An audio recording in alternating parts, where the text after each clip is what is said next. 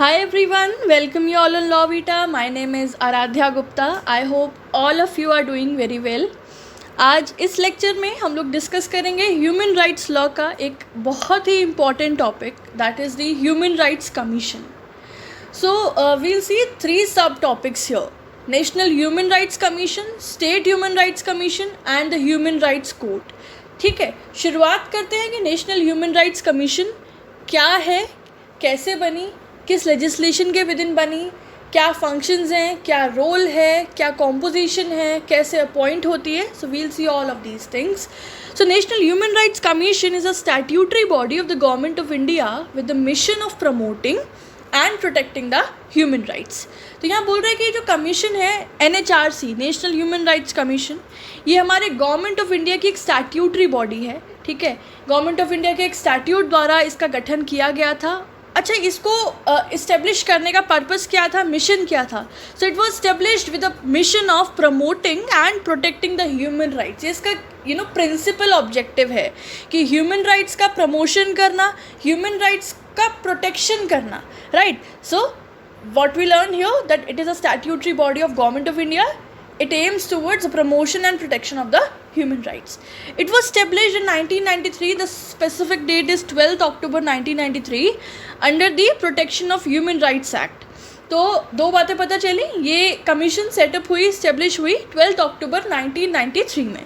So this date is so very important. You have to remember 12 October 1993. ये मान लो आपकी कोई फ्रेंड का बर्थ हुआ था इस दिन. So that was the national human rights commission, 12 October 1993. अच्छा, ये किस लेजिस्लेशन के अंदर स्टेब्लिश हुई थी? So that was the protection of human rights act. ठीक है, याद रखना 1993 में ये एक्ट आपका पास हुआ था. इसके बाद ये अमेंड हुआ था 2006 में. The act defined human rights in section 2D. अब इस एक्ट के सेक्शन 2D में ह्यूमन राइट्स एक्सप्लेन है. क्योंकि हम लोग नेशनल ह्यूमन राइट्स की बात कर रहे हैं तो it is must to first discuss कि ह्यूमन राइट्स क्या होता है स्पेसिफिकली इस लेजिस्लेशन के अकॉर्डिंग. सो 2D के according the rights relating to the life, liberty, equality and dignity of the individuals which are guaranteed by constitution और embodied in the international covenants and enforceable by the courts in India. तो ये वो rights है जो कि related होते हैं with the individuals life, liberty, equality and his dignity.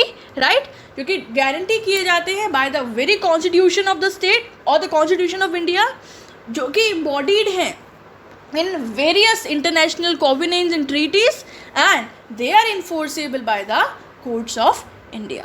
ठीक है ना. So this is very much clear. और ह्यूमन राइट्स की मीनिंग, डेफिनेशन का एक extensive and wonderful lecture already uploaded है हमारे चैनल पे, जो ह्यूमन राइट्स की पूरी प्लेलिस्ट का लिंक है that I leave in the description box. चलिए, ह्यूमन राइट्स बिल्कुल इनडिस्पेंसिबल पार्ट होते हैं सोसाइटी के. We can not detach them. This is because there is a human being, so there is a human right. Because there is a human being, there is a human right. Human right are the basic right जो कि एक individual as soon as it births or since its birth acquire करता है. Right. So here in India the human rights are watched by the National Human Rights Commission. India में जो primary body है of controlling, promoting and protection of the human rights, so that is the National Human Rights Commission. So I hope यहाँ तक you'll get a better idea or a gist of what is National Human Rights Commission, when did it establish and what is its role, what are human rights. Further, National Human Rights Commission was established in compliance with. So this particular point is basically giving you an idea of the history, or we can say the reference that we have taken while establishing such commission in India. तो इसका जो एक तरीके से idea है that we have taken from the Paris Principles of Human Rights 1991. which were adopted for promotion and protection of human rights and were endorsed by United Nations at its General Assembly of 1993. तो 1993 में United Nations through General Assembly इस principal को, the Paris principle of human rights, इसको adopt किया था. तो primary motive वही था for the promotion and protection of the human rights. तो कहीं ना कहीं उससे ही वी हैव जनरेटेड और adopted this idea of establishing the commission of national human rights. Clear. National human rights commission का हेड क्वार्टर कहाँ है? So it is located in new Delhi. ठीक है ना. तो do remember this fact as well. Further, chapter 2 to 4 of the act, that is the protection of human rights act, deals with the national human rights commission. तो अगर हम लोग act की बात करें जो अभी हमने बात किया, तो उसमें स्पेसिफिकली चैप्टर 2, 3 और 4 ये 3 चैप्टर बात करते हैं नेशनल ह्यूमन राइट्स कमीशन के बारे में, राइट। चलिए ये हो गया आपका basic introduction. Now we'll see the sub headings here. पहला है कि इस नेशनल ह्यूमन राइट्स कमीशन में कौन कौन से मेंबर्स होते हैं, what is the whole composition. So section 3 जो है इस एक्ट का, that lays down the central government shall constitute a body which is known as NHRC, ठीक है। सो जो पावर है of constituting this body that is with the central government, क्योंकि मैंने इनिशियली बोला था that this is a statutory body of the government of India. तो central government जो है कॉन्स्टिट्यूट करती है NHRC को। Now NHRC is compose of, ध्यान से सुनना, NHRC is compose of a chairperson and 8 other members, ठीक है। तो टोटल कितने हो गए, 9 मेंबर हो गए। एक चेयरपर्सन है और एक आपके 8 अदर मेंबर्स हैं, जिसमें से 8 में से बात करें तो 4 आपके फुल टाइम मेंबर्स होते हैं और 4 डीम्ड मेंबर्स होते हैं। अब डीम्ड मेंबर का क्या सीन है, ये वो मेंबर्स हैं जो कि ऑलरेडी किसी और पोजीशन को होल्ड कर रहे हैं, ठीक है। They are already the officers of some of the other designated office and by their very post or by their very designation they are also been the part of this NHRC composition, clear। चलो अभी आगे बताऊंगी ना deem members की क्या क्या categories है, what are the people included, तो आपको और क्लैरिटी होगी। चेयरपर्सन कौन होता है, so the retired CJI will be the chairperson, ये याद रखना, the retired CJI is the chairperson. अब आउट ऑफ दीज 4 मेंबर्स जो कि फुल टाइम मेंबर्स हैं उनकी बात करते हैं पहले। Member 1 is a one who is or has been the जज ऑफ सुप्रीम कोर्ट। तो एक मेंबर NHRC के वो होंगे जो कि सुप्रीम कोर्ट के जज या तो करंटली हैं या फिर he has served as a जज of supreme court in the past, ठीक है। Member 2 is one who is or has been the chief justice of high court, ठीक है ना। तो मेंबर 2 वो होंगे जो कि हाई कोर्ट के chief justice either he is currently or he has been the chief justice of high court. और जो बाकी के 2 मेंबर्स हैं, they are the candidates with knowledge और practical experience in the matters of human rights. ये वो लोग हैं जिनके पास ह्यूमन राइट मैटर्स से रिलेटेड एक एक्सटेंसिव प्रैक्टिकल एक्सपीरियंस है एंड नॉलेज है। So these are those 2 candidates. अब बात करते हैं 4 डीम्ड मेंबर्स के बारे में। देखो यहाँ लिखा है, deemed members are the ex officio members, means they are already the chairpersons or they are already the officers of some or the other designations. So here हमारे जो current में 4 deemed members हैं, so they are chairperson of the following national commissions। पहला national commission of minority, जो national commission of minorities के chairperson होंगे वो by their very designation they are also the member, deemed member of the NHRC। Similarly, the National Commission for Scheduled Caste, National Commission for Scheduled Tribe and the National Commission for the Women's, ठीक है। तो इन 4 commissions के जो chairperson होंगे they shall be the ex officio members और deemed members of the national human rights commission, ठीक है ना। सो आई होप आप लोगों को कॉम्पोजिशन का अंडरस्टैंडिंग हो गया होगा। Now how they again appointed, ठीक है, उनका अपॉइंटमेंट प्रोसीजर क्या है। So a selection committee will recommend the candidates to the president. एक सिलेक्शन कमिटी बिठाई जाती है, ठीक है, अपॉइंट की जाती है, वो रिकमेंड करती है जो कि who are the candidates will be the members of the NHRC। और किसको रिकमेंडेशन किया जाता है, to the president of India. याद रखो 3 फैक्ट्स है, सेलेक्ट कमिटी होती है, it recommends the candidates name to the president. अब सेलेक्ट कमिटी में कौन कौन होते हैं, so it includes the prime minister, the speaker of Lok Sabha and the union home minister. So these 3 constitute a select committee who recommends the name of the members of the NHRC to the president, ठीक है ना। Prime minister, speaker of Lok Sabha and the union home minister.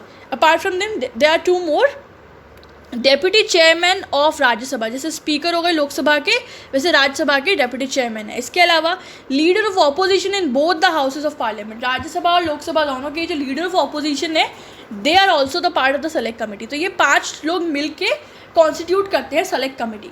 PM, speaker of Lok Sabha, deputy chairman of Rajya Sabha, leader of opposition in both house and the union home minister, ठीक है। तो ये हो गया guys आपका कॉम्पोजिशन, कौन कौन लोग होते हैं और उनका अपॉइंटमेंट किस प्रोसीजर के थ्रू होता है, ठीक है। अब बात करते हैं इनके टर्म के बारे में। So section 6 of the act provides the term for the office of chairperson and the members of NHRC। Section 6 बात करता है चेयरपर्सन और बाकी मेंबर्स के टर्म के बारे में। So the chairperson can hold the office for a period of 5 years or until he reaches 70 years of age, whichever is earlier. So chairperson hold करते हैं 5 साल के लिए या फिर 70 years की एज तक। so, जो भी पहले अटेन होता है, so by that number of years or by that age he has to leave his position, right. The members that are appointed can hold the office for a period of 5 years. और जो बाकी members हैं chairperson के अलावा, the rest 8 members, उनका tenure रहता है 5 साल का. ठीक है ना. These members are also eligible for reappointment for another term, but they shall cease to hold office after the attainment of 70 years of age. तो देखो यहाँ पे एक बात जानने की है कि चेयरपर्सन का आपका रीअपॉइंटमेंट नहीं होता है, बट जो बाकी 8 मेंबर्स है they are eligible for reappointment for another term. But condition ये है कि by the time they attain the age of 70 years they will get retired. ठीक है ना. तो 70 years की एज के बाद they shall cease to hold that office, लेकिन हाँ they allowed to have the reappointment for that another term. तो ये हो गया आपका टर्म का scene, that is provided in section 6 of the act. Further removal कैसे होता है इन मेंबर्स का removal. So section 5 of the protection of human rights act provides for resignation and removal of chairperson and other members. Section 5 बात करता है resignation और removal of the members के बारे में. सो resignation, the chairperson or other members may in writing submit his or her resignation to the president of India. So chairperson और बाकी members जो हैं in writing resignation दे सकते हैं, submit कर सकते हैं to the president of India. और removal की बात करें, so there are 5 grounds on which the president may remove the chairperson or any other member from his office. 5 की ग्राउंड्स है जिनके बेसिस पे प्रेसिडेंट जो हैं he is empowered to remove the chairperson और द मेंबर ऑफ NHRC. वो कौन कौन से 5 ग्राउंड्स है. पहला है if that person has been declared insolvent. ठीक है, अगर ये पर्सन इंसॉल्वेंट डिक्लेयर हो गए हैं so he will be remove from his office. Second, if he engage during his term of office in any other paid employment outside the duty of his office. मतलब जब वो on duty हैं, जो वो office hold कर रहे हैं, उसी दौरान वो किसी और अदर पेड एम्प्लॉयमेंट में अपनी आउटसाइड ड्यूटीज़ को फुलफिल कर रहे हैं, so in that situation also president may remove him. In third, if he is unfit to continue because of infirmity of either mind or body. तो कहीं ना कहीं due to certain medical issues, infirmity of mind or body, अगर ऐसा लगता है कि he is unfit to continue his office or his job, so he may be removed by president. Next, if the person is of unsound mind as declared by the competent court, अगर competent court ही declare कर देती है that the person is of unsound mind, ठीक है, so then he can be removed. And the last ground is if that person has been declared as guilty of a criminal offence and is sentenced to imprisonment, right? So अगर हमारे किसी court of India ने उसको declare किया है उस person को as a guilty of a criminal offence और उसके लिए उसको इम्प्रिजनमेंट की सज़ा भी सुनाई गई है, तो ऐसी सिचुएशन में भी ऐसे पर्सन को रिमूव किया जा सकता है from his office. Right. So these were the main grounds of the removal of the member or the chairperson of NHRC. Right. Okay, next now we'll see the functions and powers of NHRC. तो NHRC के क्या functions हैं, क्या powers हैं. Section 12 of the act बात करता है उनके बारे में. पहला है it can investigate any complaints related to the violation of human rights in India either suo motu और आफ्टर रिसीविंग अ पेटिशन.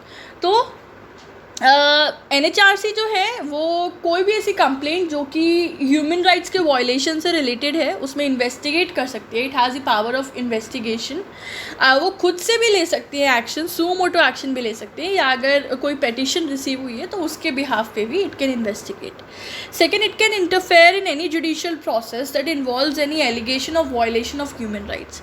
इसके अलावा मतलब कोई भी अगर जुडिशियल प्रोसेस चल रहा है एंड उसमें it involves the allegation of certain violation of human rights के violation से related the cases, so in that case also NHRC can interfere. It is empowered to do so. Next, it can review the provisions of constitution that safeguard human rights and can suggest necessary measures.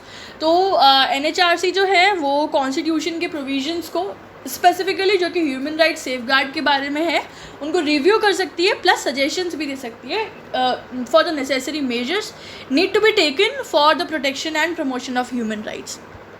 Okay, next, it can visit any prison or any institute under the control of state government to observe the living conditions of inmates and can make necessary recommendations. NHRC जो है prison visits कर सकती है, jail में जा सकती है, वहाँ की स्थितियाँ देख सकती है, कंडीशंस में, जैसे वहाँ के जो भी इनमेट्स रह रहे हैं, ठीक है, जो भी उसके अंदर बंधक है, और state government specifically those prisons और इंस्टीट्यूट जो कि स्टेट गवर्नमेंट के कंट्रोल में है, उनकी लिविंग कंडीशंस को ऑब्जर्व करने के लिए। एंड रिकमेंडेशंस भी सर यहाँ पे NHRC देती है कि कैसे how the living condition of all those inmates can be improvised. Next, it can research in the field of human rights. It is also promoted by NHRC. तो NHRC human rights की field में research को भी promote करती है और इस पर काम करती है regularly. Human rights awareness and literacy among various section of society are promoted by NHRC। NHRC human rights awareness के ऊपर बहुत काम करती है और इससे रिलेटेड बहुत सारे कैंपेन्स होल्ड किए जाते हैं, रिसर्च पेपर्स रिलीज़ किए जाते हैं, कॉम्पिटिशन्स होते हैं, इसके अलावा इंटर्नशिप्स होल्ड की जाती हैं, लिटरेरी प्रोग्राम्स बेसिकली होल्ड किए जाते हैं for various sections of society to make them aware of their human rights. क्योंकि बहुत ही कम लोग होते हैं जो जानते हैं जनरली ह्यूमन राइट्स हमारे क्या है, और we need to take a stand for them. So NHRC plays an proactive role in that case, right.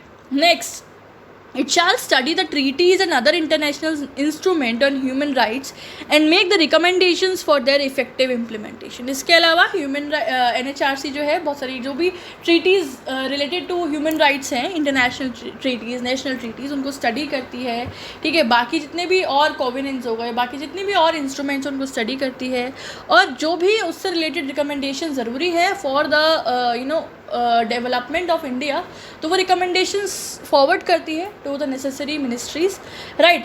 It shall encourage NGOs and institutions working in the field of human rights. इसके अलावा NHRC उन सभी NGOs, उन सभी institutes को promote करती है, encourage करती है which works in the field of human rights, either human rights of women, child labourers, refugees, migrant workers, etcetera, right. NHRC has the power to recommend suitable steps to prevent the violation of human rights in India to both central as well as the state government। NHRC के पास ये भी power है कि वो necessary recommendations कर सकती है central government को भी और स्टेट गवर्नमेंट को भी, ताकि जो भी अगर हमारे कंट्री में ह्यूमन राइट्स के वायलेशन होते हैं उसको रोका जा सके।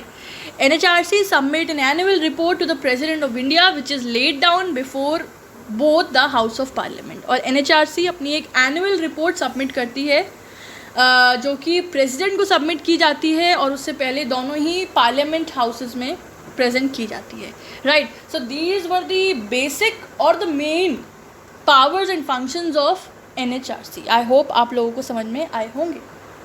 अब देखते हैं next topic, the issues which are taken up by NHRC। तो जो बहुत कुछ मेजर इश्यूज़ हैं जिस पे NHRC काम करती है और ह्यूमन राइट्स वायलेशन को रोकने के लिए it takes the various steps. So they are related to arbitrary arrest and detention, ठीक है, child labour, custodial torture, violence and discrimination against women and children, sexual violence, LGBTQ community rights, SC, ST, disabled persons, minority issues, labor rights etc. ये सारे की sectors हैं या fields हैं या issues हैं जिसके ऊपर NHRC takes the actions and works upon the same, right। Okay, so here NHRC से रिलेटेड लास्ट हेडिंग है हमारी कि NHRC के कुछ लिमिटेशंस क्या है, कुछ ड्रॉबैक्स क्या है, राइट। सो पहला है the recommendations which are made by NHRC are not binding. देखो, although it is a statutory body, लेकिन जो भी इसकी रिकमेंडेशंस होती हैं वो बाइंडिंग नेचर की नहीं होती हैं, तो ये एक इसका ड्रॉबैक है। दूसरा, violation of human rights by private parties can not be considered under NHRC jurisdiction. ये इसका बड़ा ड्रॉबैक है कि वो violations which are done by the private parties वो NHRC के जुरिसडिक्शन में कवर नहीं होते हैं, right. Next, NHRC has limited jurisdiction over the cases related to the arm force. और आर्म फोर्स से रिलेटेड जितने भी ह्यूमन राइट्स वायलेशन के केस हैं उसके ऊपर बहुत ही लिमिटेड जुरिसडिक्शन रहता है, बिकॉज आर्म फोर्स रिलेटेड जो भी इशूज़ होते हैं उनके अलग कोर्ट्स होते हैं और उनमें वो डील होते हैं। So that's why NHRC has a very limited jurisdiction in such cases. Next, it doesn't cover the cases that are older than 1 year, that are anonymous or vague, that are frivolous, means that are not serious in nature and that are related to the service matters। तो इन सभी तरीके के cases को NHRC consider नहीं करता है। वो case जो कि 1 साल से पुराना हो गया है, वो केस जिसकी क्लैरिटी नहीं है, वो केस जो कि सीरियस नेचर का नहीं है, वो केस जो कि सर्विस मैटर से रिलेटेड है, सो उसको NHRC कवर नहीं करता है। NHRC apart from this also face the issues like, अब जैसे ये सब तो थे कि NHRC की वर्किंग के, फंक्शनिंग के ड्रॉबैक थे। अब ये है कि NHRC कुछ इश्यूज फेस करता है, like the overburdening of cases, insufficient fund, bureaucratic functioning style etc. ये सारे केसेज है कि बहुत ज़्यादा नंबर ऑफ़ केसेज NHRC के ऊपर है. देयर इज़ ऑल्सो नीड कि ऑल्दो SHRC भी बन गया है, आपका ह्यूमन राइट्स कोड भी बना दी गई है, पर फिर भी there still a overburdening of cases, तो उस पर भी काम करना ज़रूरी है. There is a need to take the steps over that. Plus sufficient fund नहीं है ताकि वो और इफेक्टिव वे में वर्किंग कर सके. एंड कहीं ना कहीं ब्यूरोक्रेटिक फंक्शनिंग स्टाइल जो है उसके मेंबर्स का, चेयरपर्सन का, और the whole mechanism of NHRC, that is also seems a lot of time a issue which is faced by NHRC as a whole. Right. Okay, तो यहाँ तक हम लोगों ने NHRC कवर कर लिया है. आई होप आप लोगों को चीज़ें क्लियर हो गई होंगी. अब बढ़ते हैं नेक्स्ट टॉपिक के towards, that is the protection of human rights bill 2019.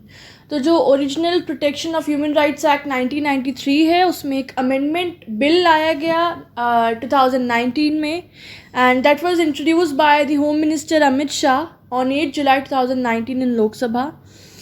ये बिल लाने का क्या पर्पसेस थे, क्या ऑब्जेक्टिव्स थे, क्या क्या अमेंडमेंट्स ये बिल इस एक्ट के अंदर लेकर आता है. So we'll see that. So the bill amends the Protection of Human Rights Act 1993. It was passed by Lok Sabha on 19 July 2019 and by Rajya Sabha on 22nd July 2019. तो ये dates आप याद रखना. 8 जुलाई को इंट्रोड्यूस किया गया, 19 जुलाई को लोक सभा ने पास करा, एंड 22nd जुलाई को it was pass by Rajya Sabha. अभी तक ये बिल एक्ट में कन्वर्ट नहीं हुआ है because it has not been received the final assent of president.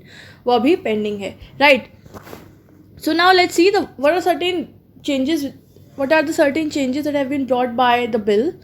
So the chairperson of NHRC shall be a chief justice of Supreme Court or judge of Supreme Court. तो देखिए originally provision ये था कि NHRC के chairperson वो person होंगे who has been a retired chief justice of India. But through this bill there has been an amendment कि अब सुप्रीम कोर्ट के चीफ जस्टिस या सुप्रीम कोर्ट के जज जो हैं वो चेयरपर्सन बन सकते हैं. He can be appointed the chairperson of NHRC. तो पहला चेंज और मेजर चेंज ये आया है इसमें. ठीक है. Apart from this there shall be 3 other members to be appointed, out of which at least 1 shall be a women. तो उन्होंने बोला है जैसे कि ओरिजिनल कॉम्पोजिशन था that 1 chairperson plus 8 other members, है ना. 1 चेयरपर्सन प्लस 8 अदर मेंबर्स था, जिसमें से कि 4 आपके फुल टाइम मेंबर्स हैं, 4 आपके डीम्ड मेंबर्स थे, है ना. तो यहाँ बोल रहे हैं कि उसके अलावा 3 और मेंबर्स जो हैं वो भी अपॉइंट किए जाएंगे इन दिस कमीशन, जिसमें से कि this is must that 1 member must be a women. एक महिला वुमेन होनी ही चाहिए कम से कम. ठीक है. मेजॉरिटी हो सकती है पर minimum 1 member should be a women. The bill provides including the chairpersons of the following in the ex officio members. तो जो भी 3 नए members ऐड करने हैं, so they shall be the chairpersons जो कि ex officio members है किन किन कमीशन के. So the National Commission for Backward Classes, the National Commission for Protection of Child Rights and the Chief Commissioner for the Persons of Disability. So in 3 commissions के जो chairperson है they shall be the ex officio member or the deemed member of NHRC. ठीक है. So ये नया amendment जो है लाने के लिए ये bill introduce किया गया है. Also there is one more point that it reduces the term of office to 3 years और till the age of 70 years whichever is earlier. तो जो कि चेयरपर्सन और मेंबर्स की जो टेन्योर है इट वाज 5 years. तो इस बिल के थ्रू प्रपोज किया गया है उनकी टेन्योर को कम करने का. It has been reduce to 3 years. अब 3 साल का उन लोग का टेन्योर हो ऑफ वर्किंग ऑफ ऑफिस, या फिर by the time they attain the age of 70 years whichever is earlier. ठीक है. जो भी पहले अटेन होता है. तो ये सारे चेंजेस प्रपोज करता है ये बिल. As soon as it gets assent of president it will be convert into the act, और फिर ये चेंजेस जो हैं वो फाइनलाइज हो जाएंगे हमारे protection of human rights act 1993 में. क्लियर. चलिए, तो ये I thought it is important to you कि आपको पता होना चाहिए कि आपका ओरिजिनल एक्ट में क्या क्या चीज़ें हैं और रिसेंटली जो एक बिल इंट्रोड्यूस किया गया है उसमें क्या क्या चेंजेस या अमेंडमेंट्स जो हैं वो इंट्रोड्यूस किए गए हैं. चलिए, अब हमारा नेक्स्ट टॉपिक है and very important topic, the state human rights commission. So State Human Rights Commission is provided under Chapter 5 of the Act set up in the state for the protection of human rights. तो जैसे कि national level पे the commission is national human rights commission, उसी same base पे हर state में setup करने के लिए हमारा स्टेट ह्यूमन राइट्स कमीशन का प्रोविज़न जो है वो इस एक्ट के चैप्टर 5 में प्रोवाइडेड है. पर्पज़ वही है for the protection of human rights. ठीक है. स्टेट के अंदर जितने भी अगर कोई भी वायलेशन अराइज हो रहा है of human rights of the people of that particular state, तो उसमें क्विक जस्टिस इंश्योर करने के लिए और उसमें रेगुलेटरी इंश्योर करने के लिए the state human rights commission SHRC are being set up. About 26 states have constituted SHRC through the official notification. अब तक out of 28 states, 26 states ने अपने states के अंदर SHRC establish कर ली है, constitute कर ली है through the official notifications, right? It inquire into violation of human rights only in respect of subjects which are mentioned in state list and concurrent list of 7th schedule. ये जानना ज़रूरी है कि जो SHRC है उनका jurisdiction limited है to only those subjects जो कि either state list या फिर concurrent list में provided हैं of the 7th schedule. उसके जो भी subject matter है उससे related जो भी कोई तरीके का human right violation हो रहा है उसको deal करेगा, उसमें inquiry करेगा SHRC, right? The central government may confer upon the SHRC the functions relating to union territories except the Union Territory of Delhi as Delhi is dealt by NHRC. तो central government के पास power है कि वो SHRC के ऊपर किसी और UT की कोई केसेस की इंक्वायरी या कोई और वायलेशन से रिलेटेड इशू जो है वो उसको डील करने का जो पावर है वो SHRC के पे कन्फर कर दे. SHRC के पास फंक्शन होगा कि वो उसके नियर बाय जो भी यूटी आ रही है, यूनियन टेरिटरी आ रही है, उसके भी केसेस को डील करे regard to the violation of human rights. लेकिन यहाँ पे union territory of Delhi include नहीं होगा इस प्रोविजन में, बिकॉज जो दिल्ली है वो NHRC के अंदर कवर होती है, national human rights commission, right. So this was a general introduction of SHRC. I hope the things are clear. अब हम लोग कॉम्पोजिशन देख लेते हैं. So in SHRC there is 1 chairperson and 2 members. तो इसमें एक चेयरपर्सन होते हैं और 2 अन्य मेंबर्स होते हैं. चेयरपर्सन कौन होंगे? So he shall be a retired chief justice or a जज ऑफ हाई कोर्ट. क्योंकि स्टेट की बात है तो हाई कोर्ट के जज या रिटायर्ड चीफ जस्टिस जो है वो चेयरपर्सन के रूप में अपॉइंट होंगे. The other members shall be a serving or a retired judge of high court or a district judge in the state with having 7 years of experience. तो members या तो हाई कोर्ट के retired जज या high court के serving जज या फिर डिस्ट्रिक्ट कोर्ट के जज जिनके पास 7 साल का एक्सपीरियंस होना चाहिए एज अ डिस्ट्रिक्ट जज, राइट. तो those persons can be appointed as the members of SHRC, right. अभी अपॉइंट कैसे होते हैं? So appointment of chairperson and members are done by a governor on the recommendation of a committee. तो जैसे कि NHRC के में भी एक कमिटी था, there was a select committee जिसमें मेंबर्स थे, वो डिसाइड करते थे और रिकमेंडेशन देते थे to the president. In the same way, parallel way, यहाँ पे भी एक कमिटी है जो सेटअप की जाती है फॉर अपॉइंटमेंट पर्पसेस. वो अपने रिकमेंडेशंस देती है to the governor of the state. इस कमिटी में कौन कौन से इंक्लूड होते हैं person? So the chief minister of the state, the speaker of legislative assembly, the state home minister, the leader of opposition in legislative assembly, the chairperson of legislative council and the leader of opposition in legislative council. बिल्कुल same है जैसे कि वहाँ पे PM थे तो यहाँ पे CM है, वहाँ पे कंट्री के होम मिनिस्टर है, यहाँ पे स्टेट के होम मिनिस्टर, वहाँ पे स्पीकर ऑफ लोकसभा, यहाँ पे स्पीकर ऑफ लेजिस्लेटिव असेंबली, वहाँ पे ऑपोजिशन लीडर इन लोकसभा, यहाँ पे opposition leader in legislative assembly, वहाँ पे डेप्यूटी चेयरमैन ऑफ राज्यसभा, यहाँ पे chairman of legislative council and the leader of opposition of legislative council. बिल्कुल सेम है, बस आपके डेजिग्नेटेड नेम्स डिफरेंट है तो वो आपको याद रखना है, ठीक है. तो आई होप आप लोगों को कॉम्पोजिशन और अपॉइंटमेंट समझ में आ गया होगा. टेन्योर की बात करें सो SHRC के चेयरपर्सन और मेंबर्स का टेन्योर रहता है 3 साल तक का. 3 साल तक दे होल्ड द ऑफिस और until they attain the age of 70 years whichever is earlier. या फिर अगर उनका 70 ईयर्स का एज हो गया है 3 साल के टेन्योर से पहले ही, तो वो जैसे ही 70 ईयर्स की एज अटेन करते हैं he will have to leave the office, ठीक है. एंड द चेयरपर्सन और members of SHRC are eligible for reappointment. वो एक नेक्स्ट टेन्योर के लिए रीअपॉइंट हो सकते हैं, उसके लिए वो एलिजिबल है, राइट. रिमूवल की बात करें सो the chairperson and members of SHRC can be removed only by president on the same grounds of NHRC. तो जिस ढंग से, जिस तरीके से, जिन ग्राउंड्स पे NHRC के मेंबर्स और चेयरपर्सन रिमूव होते हैं, तो वो जो ग्राउंड्स होते हैं उनके सेम ग्राउंड्स पर ही प्रेसिडेंट के पास पावर है कि वो SHRC के भी चेयरपर्सन और मेंबर्स को रिमूव कर सकते हैं. क्या क्या ग्राउंड्स थे? जैसे कि अगर if a person is suffering from some infirmity or if he is unsound, if he is guilty of a criminal offence, if he has been declared insolvent, तो ये सारे ग्राउंड्स के बेसिस पे president may remove the chairperson और members of SHRC, right. The salaries, allowances and other conditions of service of chairperson or members are determined by the state government. और SHRC के chairperson और members की क्या salary होगी, क्या allowances मिलेंगे और सर्विस के क्या क्या कंडीशंस रहेंगे, ये सभी चीज़ें उस स्टेट गवर्नमेंट जो है वो डिटरमाइन करती है, right. Now let's talk about its working. So it has a power to regulate its own procedure. कैसे SHRC काम करेगी, how the functions, how the members will be working, what are their offices, जो भी चीज़ें हैं उनके procedure की, inquiry procedure हो गया या कोई कंप्लेंट्स आई है उसका प्रोसीजर हो गया, तो वो सब चीज़ें रेगुलेट करने का जो भी प्रोसीजर्स है, तो वो सब उनको रेगुलेट करने का जो पावर है वो SHRC के खुद के पास होता है। वो अपने रूल्स, रेगुलेशंस, एथिक्स, कोड्स वो खुद बनाते हैं, उनको रेगुलेट करते हैं। Also it has a power of civil court and its proceedings have a judicial character. तो जो पावर्स एक सिविल कोड के पास प्रोवाइडेड होती हैं CPC के within, code of civil procedure के विद इन, वो सेम पावर्स जो है वो SHRC के पास होती है। It has a powers of civil court. Also जो SHRC की प्रोसीडिंग्स होती हैं they are having the value of a judicial character, right. It is empowered to utilize the services of any officer or investigation agency of a state government or central government. इसके अलावा during the process of their working, if needed, तो वो empowered है कि state government या central government की किसी investigation agency या किसी investigation officer की जो services हैं वो उनको utilize कर सकती है while performing their functions, powers and duties, right? It is empowered to do so. And it is not empowered to inquire into any matter after the expiry of 1 year from the date on which the act constituting violation of human rights.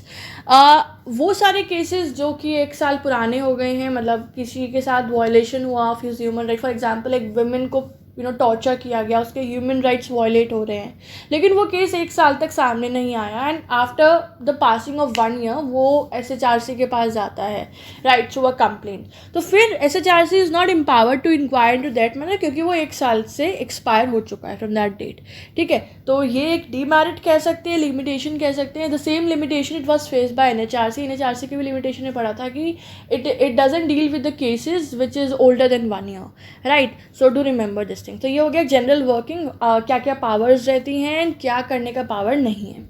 Now what are certain steps taken up during और upon the completion of inquiry. तो जब inquiry चल रही होती है, जब inquiry complete हो जाती है, so what are the whole steps taken up by SHRC।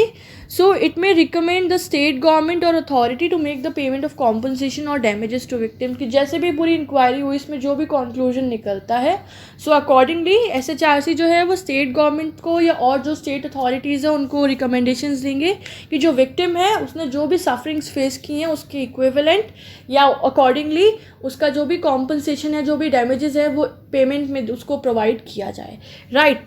Also it may recommend state government और authority for the grant of immediate interim relief to the victim. जो भी एक इमीडिएट इंटरिम रिलीफ पॉसिबल है as per the situation and circumstances वो उस victim को allot कराए जाए। ये रिकमेंडेशंस भी SHRC करता है टू द स्टेट गवर्नमेंट।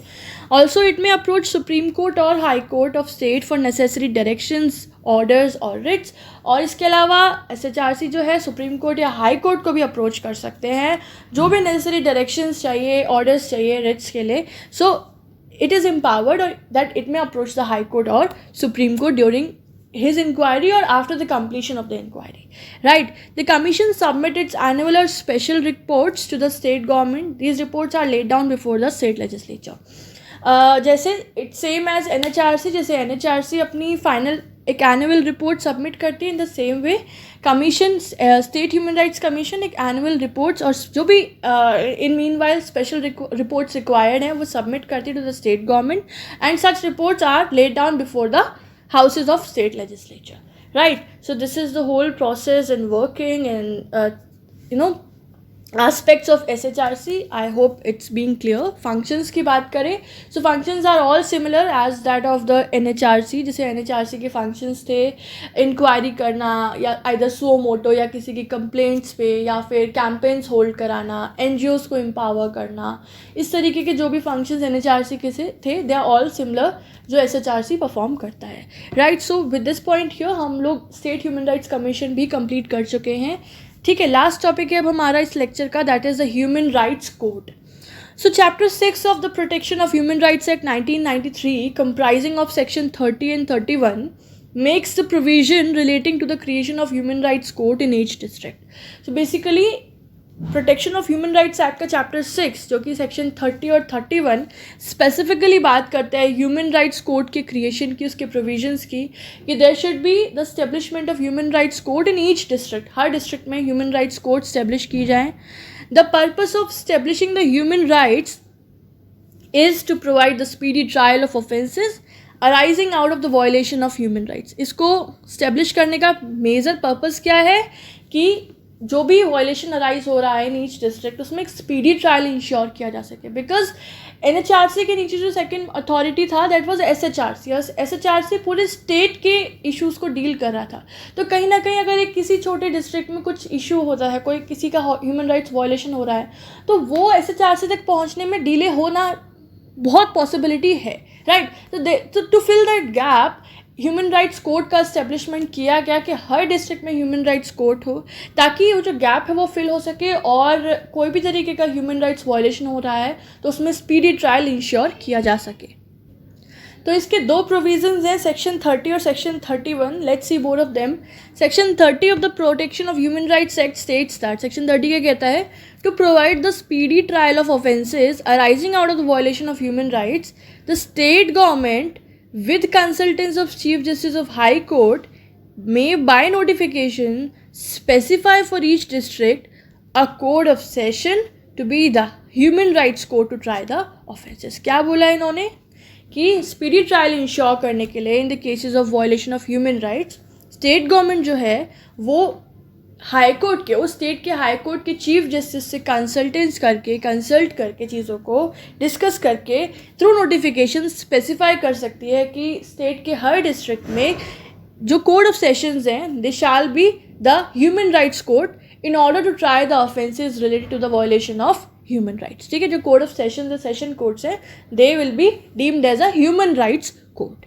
अलग से नहीं बना रहे हैं, कोड ऑफ सेशन को ही ह्यूमन राइट्स कोड कंसिडर किया जाएगा while it tries the offences of the violation of human rights.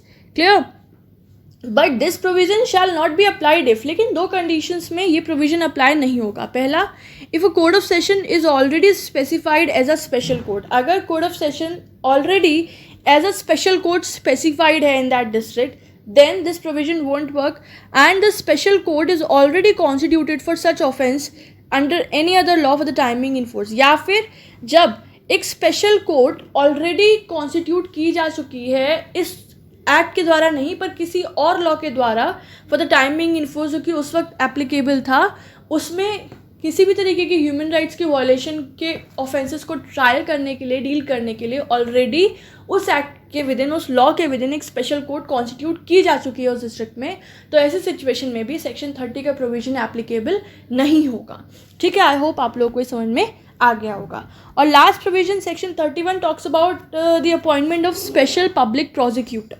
This section provides the provision of appointment of special prosecutor for human rights code. They are to be appointed by the state government. तो जो person the person who will sit for dealing the human rights court cases, तो वहाँ पे एक special prosecutor appoint किया जाएगा जो कि state government appoint करेगी. और कौन बन सकता है special prosecutor? The special prosecutor should be an advocate who has been in practice for not less than 7 years. जो कि 7 साल का experience हो जिस person के पास, इस advocate के पास, he can be appointed as a special prosecutor for the human rights court.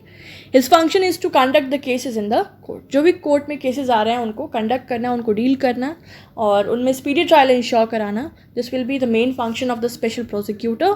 And with this particular point we are done with this lecture. हम लोगों ने बहुत सारी चीज़ें डिस्कस की, इसलिए हो सकता है लंबा हो गया है लेक्चर थोड़ा सा, but I think it is all worth because every single point, every single line we have discussed is equally important for you all whosoever is here for learning point of view, right?